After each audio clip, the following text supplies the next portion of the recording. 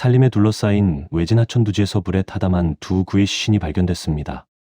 그런데 시신이 발견된 지 불과 8일 뒤 부부가 운영하던 여러 점포 가운데 어느 곳이든 현금으로 사달라는 제안이 나왔습니다.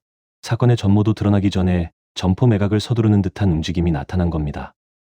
2024년 4월 16일 일본 도치기현 나스마치 이오노의 하천 부지에서 다카라지마 유타로와 아내 사치코가 숨진 채 발견됐습니다. 시신은 불에 탄 상태로 서로 겹쳐져 있었습니다. 그러나 두 사람이 살해된 곳은 이곳이 아니었습니다. 부부는 도쿄에서 목숨을 잃은 뒤 약 150km 떨어진 이곳까지 옮겨졌습니다. 다카라지마 부부는 우에노역 일대의 14개를 포함해 약 20개의 점포를 운영하던 재력가였습니다. 하지만 주변 상인들과의 마찰도 잦았습니다. 영업 문제로 언쟁이 벌어졌고 일부 갈등은 폭행과 재판으로까지 이어졌죠. 때문에 처음에는 주변 상인의 원한이 범행으로 이어진 것처럼 보였습니다. 그러나 수사가 향한 곳은 부부의 사업 안쪽이었습니다. 장녀 마나미의 동거남 세키네 세이아였습니다. 세키네는 부부의 운전기사 역할을 하면서 전체 점포 가운데 5곳의 운영까지 맡고 있었습니다. 단순히 딸의 동거남이 아니라 부부의 이동과 사업 사정을 가까이서 알고 있던 인물이었죠. 하지만 그가 맡은 점포들의 실적이 떨어지면서 관계가 흔들리기 시작했습니다. 부부는 해당 점포들의 운영을 둘째 딸에게 넘기려 했던 것으로 알려졌습니다.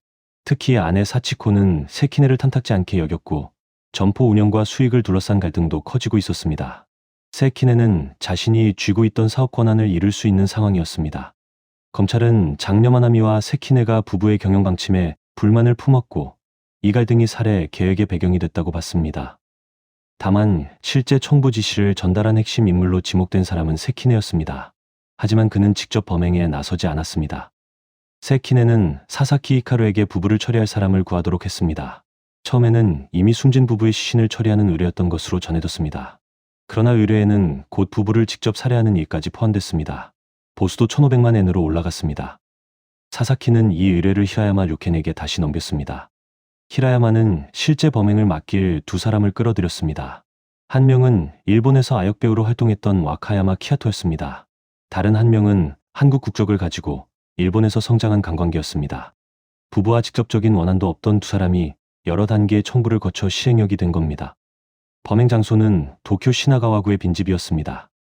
부동산 회사를 운영하던 마에다 료는 건물을 보여주는 것처럼 부부를 그곳으로 유인했습니다. 와카야마와 관광객은 빈집에서 부부를 살해한 뒤 시신을 차량에 씌웠습니다. 그리고 나스마치의 산림에 둘러싸인 외진 하천 부지까지 이동해 시신에 불을 붙였습니다. 그곳은 살해의 장소가 아니라 범행의 흔적을 감추기 위해 선택된 마지막 장소였습니다. 범행이 끝나자 약속됐던 돈도 움직였습니다. 세키네는 사사키에게 1,500만 엔을 전달했습니다. 사사키는 이 가운데 1,400만 엔을 히라야마에게 넘겼습니다. 히라야마는 와카야마와 관광객에게 각각 250만 엔씩 지급했습니다.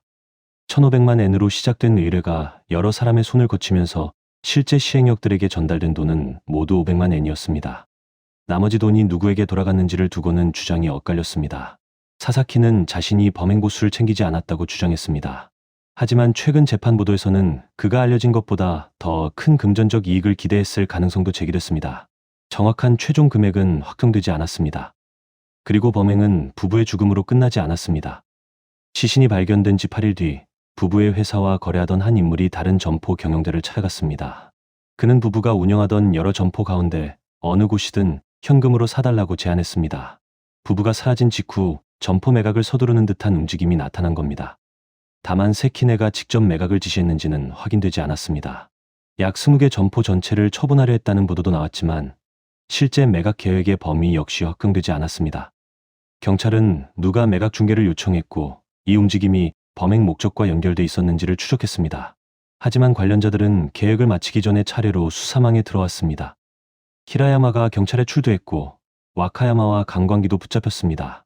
이들의 진술과 차량 이동 기록, 돈의 흐름은 사사키를 거쳐 세키네에게까지 이어졌습니다. 장녀 마나미와 범행 장소를 마련한 마에다를 포함해 모두 7명이 살인 등의 혐의로 기소됐습니다. 2026년 7월 사사키와 히라야마에게는 각각 징역 30년이 선고됐습니다. 다만 장녀 마나미가 구체적으로 어떤 지시를 내렸고 범행을 어디까지 주도했는지는 남은 재판에서 가려져야 할 부분입니다. 부부를 살해하기 위해 움직인 사람과 돈의 흐름은 상당 부분 드러났습니다.